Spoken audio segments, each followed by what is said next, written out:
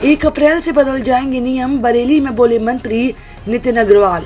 उत्तर प्रदेश के आबकारी राज्य मंत्री नितिन अग्रवाल आज बरेली पहुंचे, जहां उन्होंने वैश्य समाज के एक भव्य कार्यक्रम में शिरकत की। इस दौरान मंत्री ने न केवल उद्यमियों का सम्मान किया, बल्कि 1 अप्रैल से लागू होने वाली प्रदेश की नई आबकारी नीति को लेकर बड़ा ऐलान भी किया। उन्होंने विपक्ष पर निशाना साधते हुए जनता से सरकार के साथ खड़े होने की अपील की। तो आइए देखते हैं बरेली से हमारी खास रिपोर्ट। बरेली में आयोजित वैश्य समाज के कार्यक्रम में पहुंचे आबकारी मंत्री नितिन अग्रवाल का जोरदार स्वागत हुआ। मंच से उन्होंने समाज के लोगों को राजनीति में अपनी सक्रियता और भागीदारी बढ़ाने का मंत्र दिया। इस अवसर पर बरेली के प्रमुख उद्यमियों को उनके योगदान के लिए सम्मानित किया गया। मंत्री ने कहा कि 2017 के बाद यूपी में सुरक्षा और कनेक्टिविटी का जो जाल बिछा है, उससे व्यापार और निवेश के नए रास्ते खुले हैं। मीडिया से रूबरू होते हुए मंत्री ने साफ किया है कि 1 अप्रैल से उत्तर प्रदेश में नई आबकारी नीति लागू हो जाएगी, जिसमें कई नए नियम और पारदर्शी व्यवस्थाएं देखने को मिलेंगी।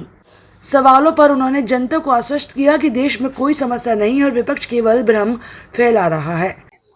देखिए, आज समाज का एक कार्यक्रम आयोजित था, मुझे आमंत्रित किया गया था, तो मैं समाज के कार्यक्रम में यहाँ पे आया हूँ और मुझे अच्छा लगा है कि यहाँ पे समाज के सभी बुजुर्ग प्रतिनिधियों ने अपनी अपनी बातें रखी हैं, क्योंकि चुनाव भी आ रहा है और चुनाव की बेला भी है। प्रदेश में अगले वर्ष चुनाव शुरू हो जाएंगे, तो समाज पूरा एकजुट होके भारतीय जनता पार्टी की सरकार बनाने में और भारतीय जनता पार्टी को सहयोग करने में, जिसने अपनी बहुत महत्वपूर्ण भूमिका हमेशा निभाई है, इस बार भी समाज भारतीय जनता पार्टी की तीसरी बार सरकार बनाने में अपनी भूमिका निभाएगा।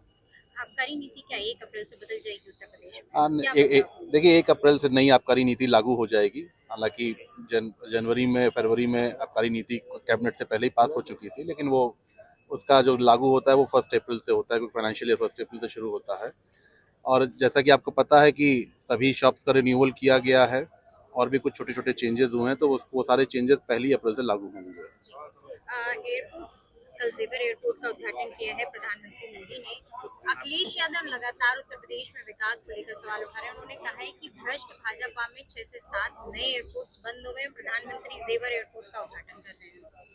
देखिए, ये प्रदेश की जनता जानती है। अब राजनीतिक जो दल हैं और जो विरोध के जो हमारे विपक्षी पार्टियां हैं, उनका तो काम ही आरोप लगाना है।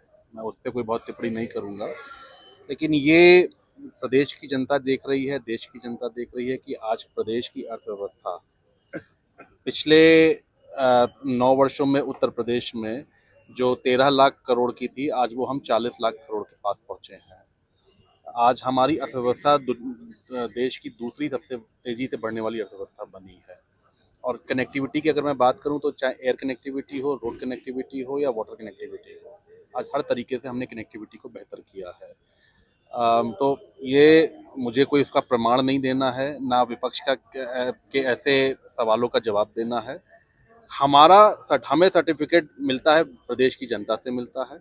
हमें प्रदेश की जनता ने 2017 और 22 में सर्टिफिकेट दिया है और 27 में भी हम जनता के बीच में अपने 10 वर्षों के कार्यकाल के काम की बदौलत हम जनता के बीच में जाएंगे। क्या इसका संकट जिस तरह से है, क्या वाकई में प्रदेश में भी कोई संकट? देखिए, अब ये पहले ही आदरणीय गृह मंत्री जी द्वारा स्पष्ट कर दिया गया है, या प्रधानमंत्री जी द्वारा पहले ही बता दिया गया है कि देश में कोई ऐसी संकट की स्थिति नहीं है।